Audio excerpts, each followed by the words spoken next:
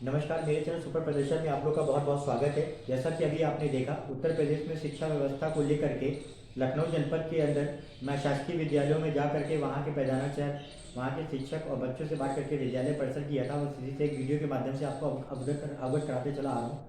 आज मैं उसी क्रम में आगे बढ़ते हुए लखनऊ में मोती नगर के महाराजा अग्रसेन इंटर कॉलेज में हूँ, जहाँ के प्रधानाचार्य मिस्टर कमल तिवारी जी मेरे साथ में मौजूद हैं। तो मैं बहुत ज़्यादा समय न लेते हुए कमल जी से आग्रह करूँगा कि पहले आप मुझे विद्यालय के बारे में संक्षेप में थोड़ा बहुत बताएं, फिर मैं सबसे सवाल जवाब करता हूँ। सर नमस्कार। सर्वप्रथम तो मैं अपना परिचय दे दूं। मैं प्रधानाचार्य Maharaja Agrasen inter college Moti Nagar Lucknow, doctor Kamal Kumar Tiwari मुझे कहते हैं।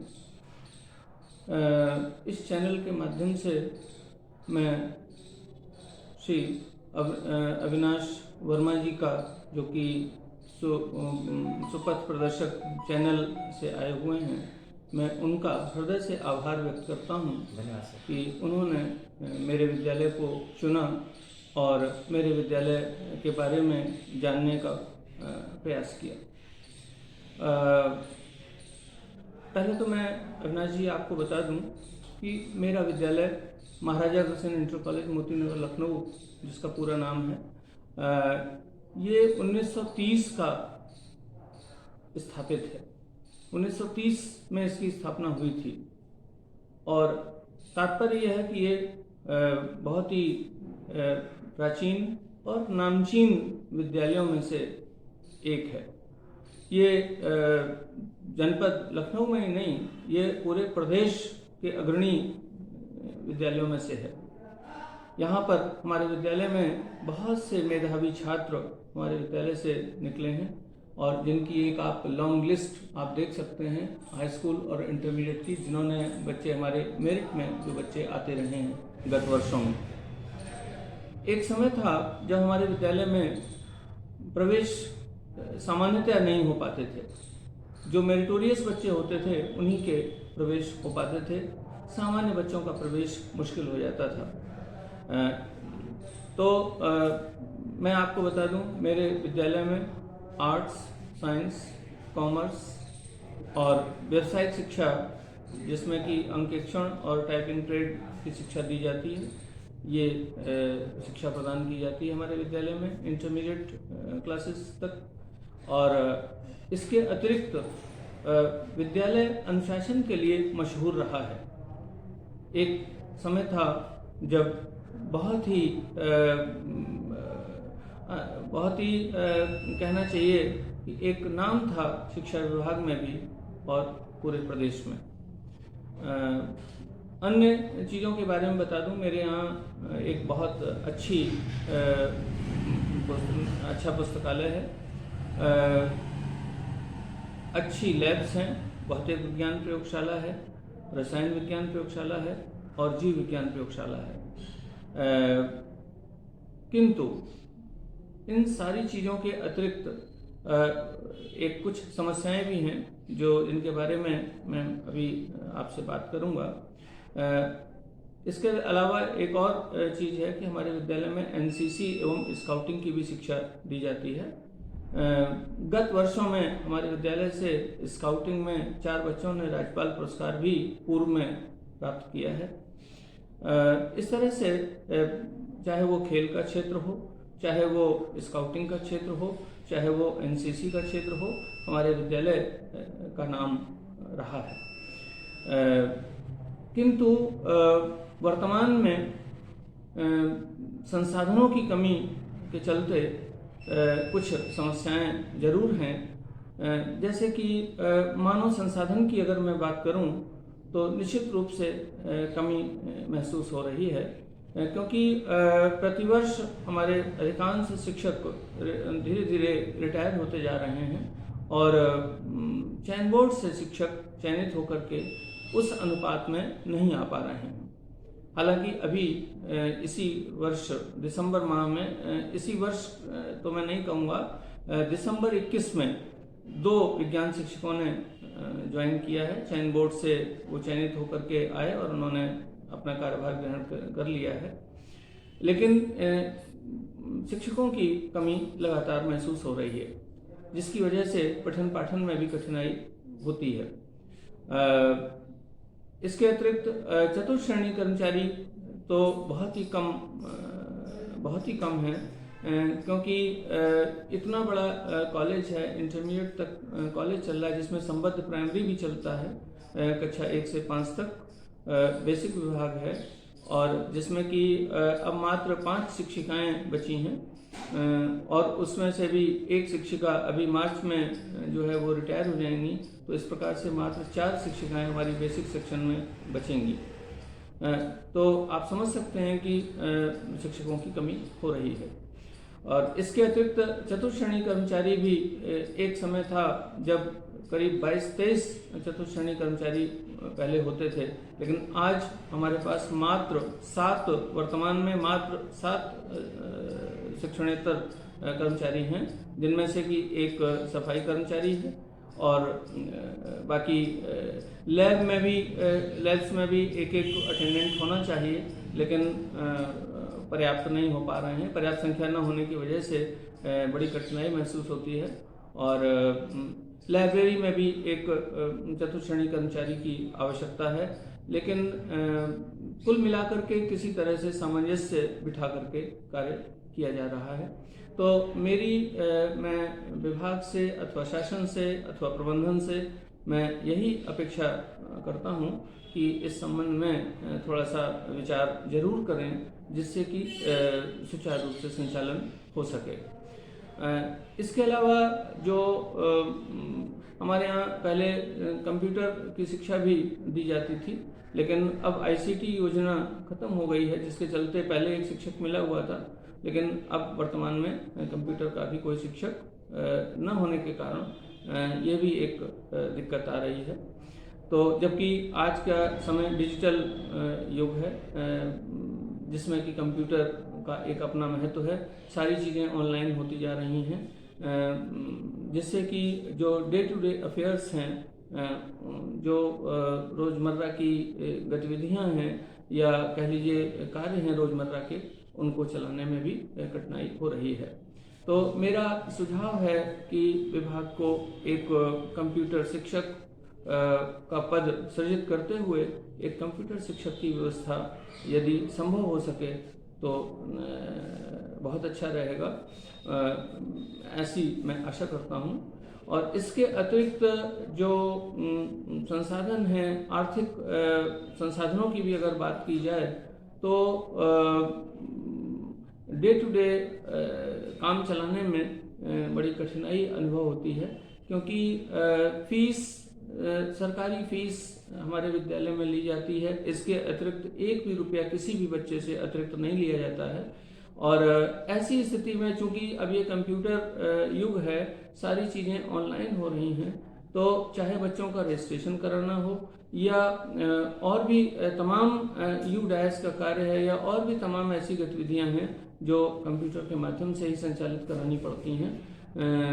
ऐसी स्थिति में फंड्स की कमी जरूर महसूस करते हैं, लेकिन मैं आशा करता हूं कि शिक्षा विभाग और हमारी सरकार, प्रदेश सरकार, हालांकि बहुत अच्छा काम हो रहा है, ऐसी बात नहीं है, लेकिन फिर भी थोड़ा सा और सुधार अगर हो जाए तो मैं समझता हूं कि शिक्षा व्यवस्था में 4 चांद लग जाएंगे। छात्र संख्या क्या है यहाँ पे सर? मेरे यहाँ लगभग 750 छात्र वर्तमान में हैं, और इसके अतिरिक्त जो है छात्र संख्या पर भी फर्क पड़ता है, क्योंकि जब शिक्षक कम होते हैं तो कक्षाएं चलाने में कठिनाई होती है, और इसका कहीं न कहीं संदेश जाता है। लेकिन फिर भी हमारे विद्यालय में देखिए, मेरा एक व्यक्तिगत रूप से मानना है अविनाश जी, कि विद्यालय विद्या का मंदिर होता है। यहाँ पर कोई भी कार्य राजनीति से प्रेरित नहीं होना चाहिए, क्योंकि अगर मंदिरों में अगर राजनीति का प्रवेश हो जाएगा तो फिर ये विद्या मंदिर की शुचिता एवं पवित्रता संभव नहीं है। शिक्षालय में या विद्या मंदिर में शैक्षिक वातावरण का होना बहुत आवश्यक है। सर्वप्रथम तो अनुशासन की महती आवश्यकता है, क्योंकि पूरे आज समाज में ही नैतिक पतन मैं समझता हूँ हो चुका है। और जो विद्यालय है ये समाज का दर्पण है। जो समाज में है वही विद्यालय में दिखाई देता है। तो हम शिक्षकों का एक नैतिक दायित्व भी बढ़ गया है कि हम उनको अच्छी नैतिक शिक्षा दें। जहाँ तक नैतिक शिक्षा की बात है, मैं समझता हूँ कि संस्कृत शिक्षा जो है वो एक तरह से अनिवार्य हो जानी चाहिए, क्योंकि जो मैं भी जब एक विद्यार्थी था तो मैंने ग्रेजुएशन तक संस्कृत विषय पढ़ा है, और मैं समझता हूँ मैंने जीवन में जीवनोपयोगी बहुत से श्लोक पढ़े हैं, और आज शायद उनसे मुझे बहुत कुछ जीवन में मैंने सीखा है, और अपने जीवन को जीने में बड़ी सरलता हुई है जिसकी वजह से। तो मैं चाहूँगा कि सभी शिक्षक, हालांकि हमारे सभी शिक्षक अच्छे हैं, हमारी वातावरण भी अच्छा है, लेकिन इसके बावजूद जो शिक्षक हैं या विद्यालय का जो शैक्षिक माहौल है वो तभी अच्छा हो सकता है जब हम बच्चों को संस्कारित करें। क्योंकि आज समाज में, घरों में बच्चों को शायद अपने माता पिता से भी उतना समय नहीं मिल रहा है, जिसकी वजह से वो उन्हें संस्कार नहीं मिल पा रहे हैं, माता पिता भी समय नहीं दे पा रहे हैं। और जो पीटीएम वगैरह होती हैं उनमें भी मैं देखता हूं कि जो अभिभावकों की उपस्थिति है वो काफ़ी कम है। ऐसा लगता है कि जैसे उन्हें कोई रुचि ही नहीं है। तो ये चीज़ नहीं होनी चाहिए। माता पिता को भी जागरूक होना चाहिए, हमारे शिक्षकों को भी जागरूक होना चाहिए कि वो उन्हें सही दिशा प्रदान करें, सही मार्गदर्शन दें, और बच्चों की जो है चतुर्दिक उन्नति हो, प्रगति हो, और उनके भविष्य में हम सहायक हों। इन्हीं चीज़ों के साथ साथ मैं एक चीज़ और कहूँगा कि ये जो विद्यालय हैं इनमें किसी चीज़ की कमी नहीं है। सिर्फ अगर हम सब मिल करके अपना 100% योगदान देना शुरू कर दें तो मैं समझता हूँ कि कोई भी विद्यालय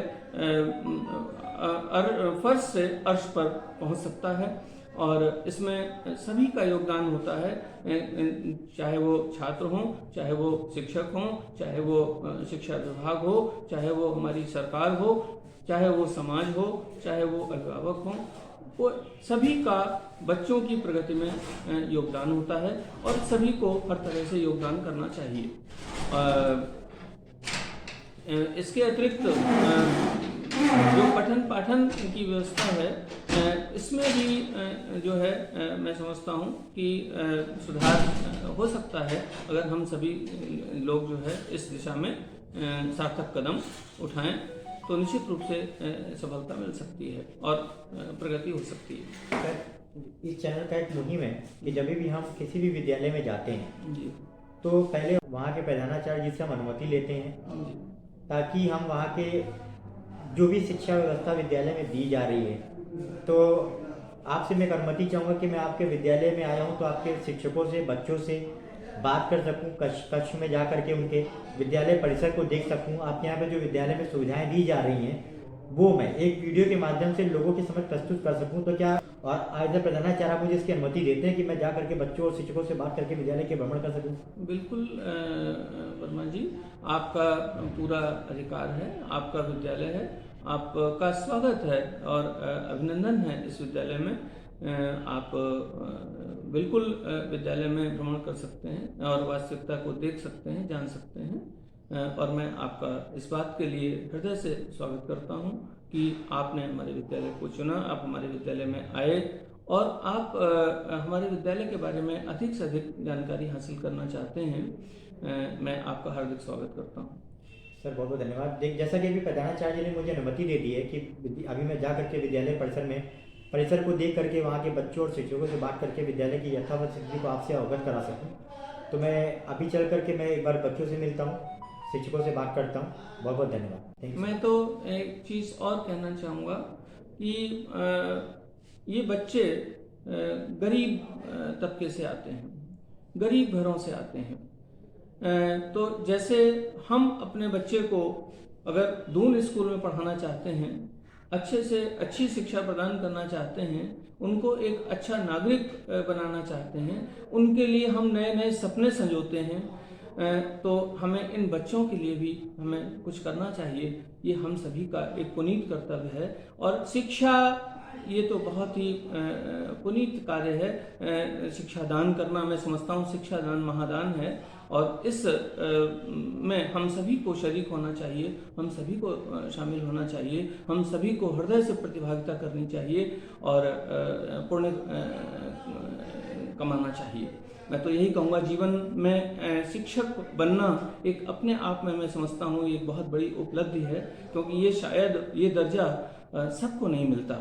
और एक चीज़ और मैं इस चैनल के माध्यम से कहना चाहूँगा कि अगर हम सभी ये समझ लें कि ये हमारा शिक्षा दान करना ये हमारा कर्तव्य है, हमारा क्लास में समय से पहुँचना हमारा कर्तव्य है, तो हमें फिर कोई दिक्कत नहीं हो सकती। लेकिन मैं अपने ही विद्यालय की बात नहीं कर रहा, सामान्य तौर पर होता ये है कि हम आप अधिकारों की बात तो करते हैं, लेकिन हम कर्तव्य को निभाना नहीं जानते। तो क्योंकि जैसा मैंने कहीं पढ़ा भी था कि है अटूट संबंध बड़ा अधिकारों और कर्तव्यों में, संबंध वही इनमें होता जो कैंची की धारों में।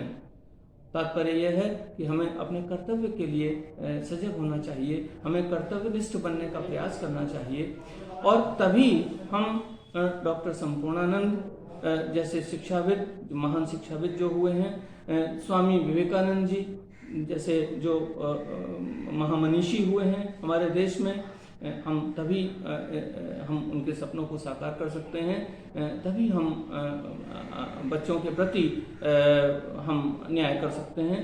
तो हम ईमानदारी से काम करें, हम कर्तव्यनिष्ठ होकर के काम करें, हम विद्या मंदिर के पुजारी बनकर के काम करें, तभी शायद विद्यालय का उद्देश्य पूरा हो पाएगा, तभी हमारा जो शिक्षक का जो जीवन है वो सार्थक होगा, और हम सच्चे अर्थों में तभी हम छात्रों की चतुर्दिक प्रगति करा पाएंगे और हम अपना भी नाम रोशन कर पाएंगे।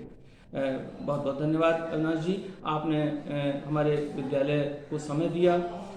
हम आपके बहुत आभारी हैं और हम शुक्रगुजार हैं कि आप हमारे विद्यालय में आए और आपने हमारे विद्यालय के बारे में जानने का प्रयास किया। धन्यवाद। जैसा कि प्रधानाचार्य जी ने अनुमति दे दी है, तो चल के अभी बच्चों से बात करते हैं, यहाँ के शिक्षकों से बात करते हैं और विद्यालय परिसर देख करके विद्यालयों में दी जा रही सुविधाओं से आपको हम अवगत कराएंगे। और इस चैनल का माध्यम ही यही है कि आप अपने बच्चों को घर में न बैठें, जहाँ पर भी हो, जैसे भी हो, शिक्षा जरूर दें। फिर शिक्षा बहुत महत्वपूर्ण है, जैसा कि सर ने बोला, तो शिक्षा अगर हमको मिलती है तो विकास हम अपने आप कर लेंगे। बहुत बहुत धन्यवाद। Thank you.